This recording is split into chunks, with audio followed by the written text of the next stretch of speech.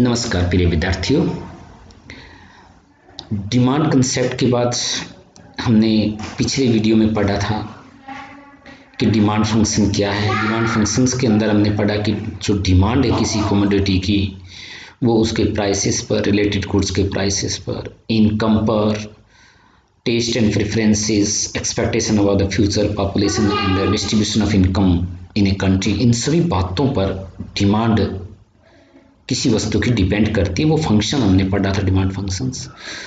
और उस फंक्शन को पढ़ते वक्त मैंने बताया था कि जो पर्टिकुलर रिलेशन है उसमें खास जब हम पढ़ते हैं कि किसी वस्तु की का अपना प्राइस dx, मैं वो पिछली स्लाइड पे एक बार आपको ले चलता हूँ कि उस वस्तु का अपना प्राइस px और उस वस्तु की क्वांटिटी डिमांडेड के बीच में जो रिलेशन है, ये पर्टिकुलर रिलेशन, उस रिलेशन को हम लॉ ऑफ डिमांड के द्वारा एक्सप्लेन करते हैं।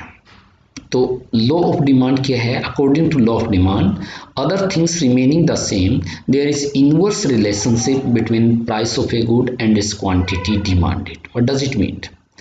इसका मतलब ये है कि एक वस्तु की मांगी गई मात्रा और उस वस्तु के भाव में नकारात्मक रिलेशनशिप आती है, इनवर्स उल्टी रिलेशनशिप आती है, जिसको व्युत्क्रम रिलेशनशिप बोलते हैं। इसका मतलब ये है कि जब किसी वस्तु का भाव बढ़ जाता है तो उसकी क्वांटिटी कंज्यूमर कम खरीदते हैं, और जब किसी वस्तु की भाव कम हो जाता है तो उसकी क्वांटिटी को ज़्यादा खरीद लिया जाता है। ये रिलेशनशिप, ये ह्यूमन नेचर, इकोनॉमिक्स के अंदर, इकोनॉमिक्स की पॉइंट ऑफ व्यू से इस नेचर को, इस बिहेवियर को लॉ ऑफ डिमांड के द्वारा दर्शाया गया। तो सबसे पहले लॉ ऑफ डिमांड को उन्होंने दिया था 1838 के अनुसार। उन्होंने बताया था द सेल और annual demand D is for each article, कि एक एनुअल डिमांड है, एनुअल मीन्स वार्षिक जो डिमांड है या उस वस्तु की जो वास्तविक बिक्री है वो D for each article, her article, कोई भी वस्तु हो सकती है, is a particular function of P of such article, उस आर्टिकल के पी के, पी मीन्स यहाँ पे प्राइस है, प्राइस के एक पर्टिकुलर फंक्शन होता है। And to know this form of function, इस फंक्शन की जो फॉर्म जानना है would be to know what is called law of demand, law of demand और सेल, जिसको हम क्या कहते हैं, लॉ ऑफ डिमांड कहते हैं या बिक्री का नियम कहते हैं। मार्शल की जो परिभाषा है, जो विद्यार्थी आप आमतौर पर हम आपकी टेक्स्ट बुकों में पढ़ते हैं, वो ये है, greater the amount to be sold, यदि आपको ज़्यादा अमाउंट बेचनी है, smaller must be the price at which it is offered in order that it may find purchaser. Smaller must be the price, उसकी कीमत थोड़ी होनी चाहिए ताकि उसको फाइंड परचेज खरीदने वाले उसको मिल जाए। और in other words the amount demanded increases with A fall in price, amount demanded कीमत के गिरने से बढ़ जाती है और कीमत के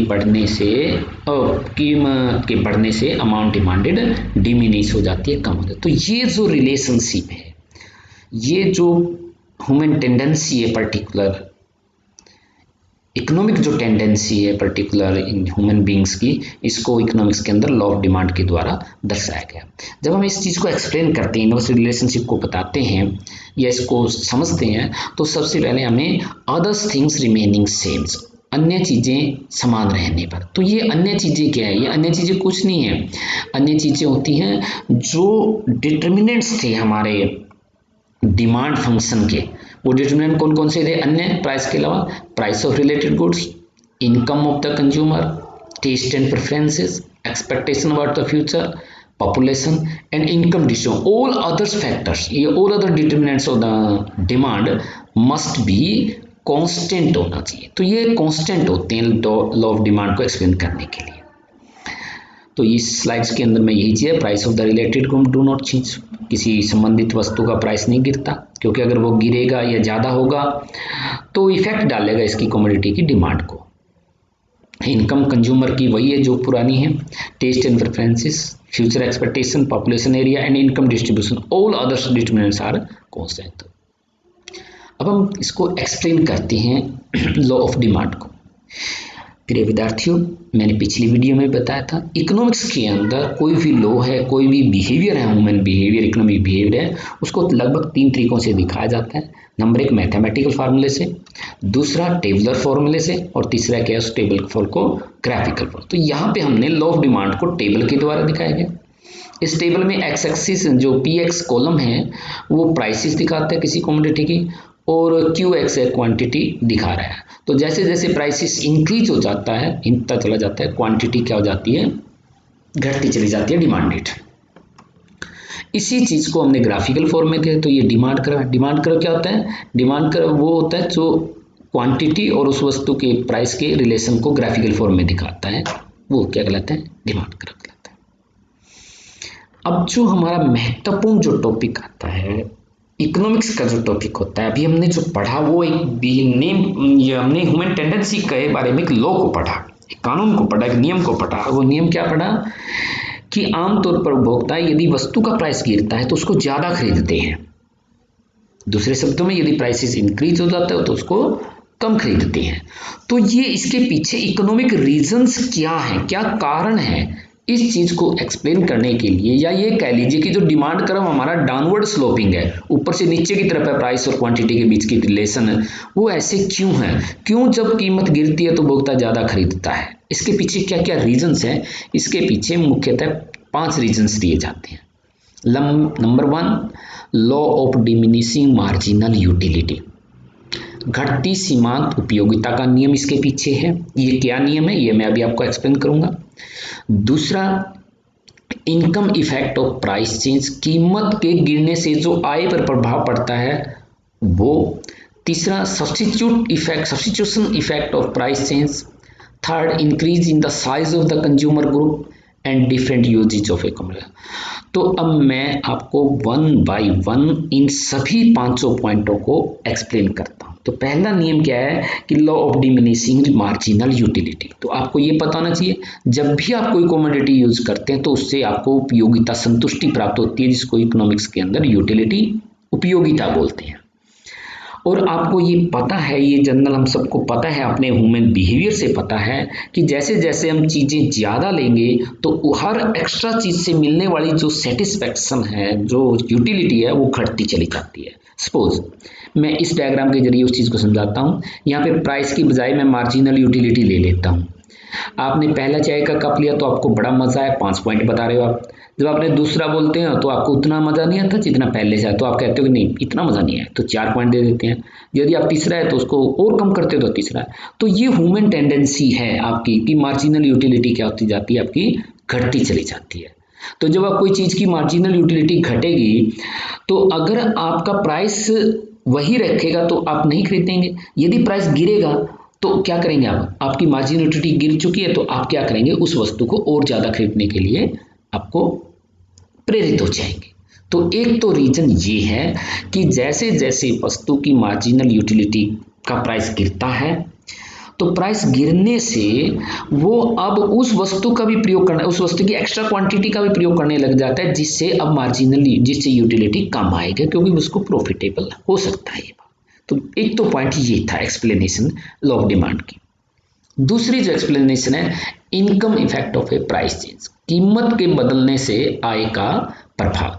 देखिए यदि किसी वस्तु की कीमत गिर जाती है, सपोज यही क्वांटिटी ले लेते, पहले एक वस्तु थी 5 रुपए थे, अब कीमत हो गई है 2 वस्तुएं हो गई हैं, तो आप 2 रुपए वो हो गई है, तो पहले 5 रुपए में एक वस्तु आ रही थी, अब 2 रुपए में कितनी आएंगी, 2.5 वस्तुएं आएंगी।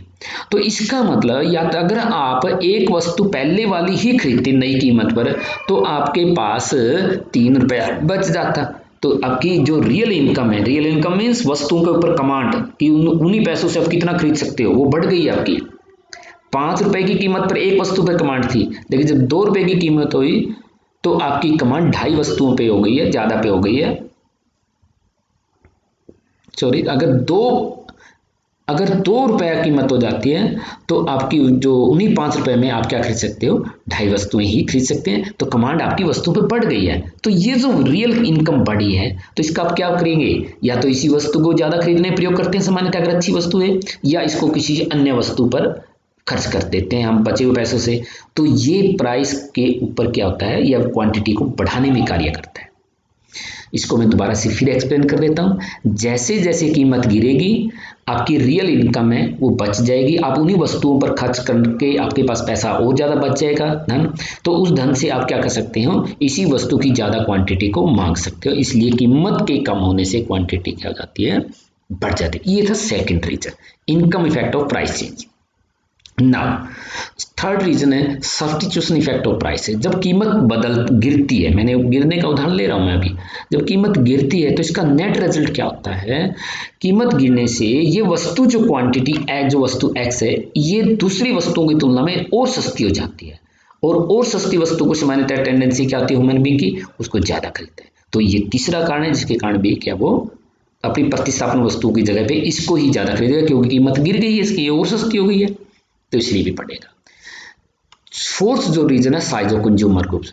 अब जब कीमत कम हो गई है तो कीमत कम होने से क्या होगा कि पहले वो उपभोक्ता नहीं खरीद नहीं पा रहे थे जो कीमत बढ़ी हुई पर अपने आप को असमर्थ महसूस कर रहे थे। अब जब कीमत कम हो गई है तो वो अपने आप को समर्थ महसूस कर रहे हैं, वो उनके इनकम के अंदर आ गई है, वो खरीद सकते हैं उसकी इनकम से, तो इसलिए कंज्यूमर का जो ग्रुप है वो भी क्या हो जाएगा, बढ़ जाएगा। फिफ्थ जो कारण है different usages of a commodity, कि इस कोई भी कमोडिटी है उसके विभिन्न प्रयोग होते हैं तो उसके कारण भी होता है। सपोज हम दूध का उदाहरण लेते हैं, सामान्यतः दूध है, यदि दूध बहुत महंगा है तो हम उसको बच्चे को फीड करने में घर में बहुत ज़रूरी काम के लिए ही प्रयोग करेंगे, लेकिन अगर दूध सस्ता हो जाता है तो उस दूध का प्रयोग हम अपने दूसरे जो गैर जरूरी काम थे, जो ज़्यादा ज़रूरी काम नहीं थे, उनके अंदर हम भी क्या कर लेंगे, अब हम उसको प्रयोग कर लेंगे। तो इस कारण क्वांटिटी किसी वस्तु की क्या हो जाती है, बढ़ जाती है। तो प्रिय विद्यार्थियों, आज की इस वीडियो में आपने लॉ ऑफ डिमांड पढ़ा, लॉ ऑफ डिमांड के एक्सेप्शंस कह लीजिए या others things remaining same constants पढ़े, आपने उसको ग्राफिकल और टेबुलर फॉर्म पढ़ा, और फिर उसके जो ग्राफ है इसका डाउनवर्ड स्लोपिंग क्यों है, law of demand inverse relation क्यों है, इसके कारण पढ़े। आज के लिए इतना ही। Thank you very much.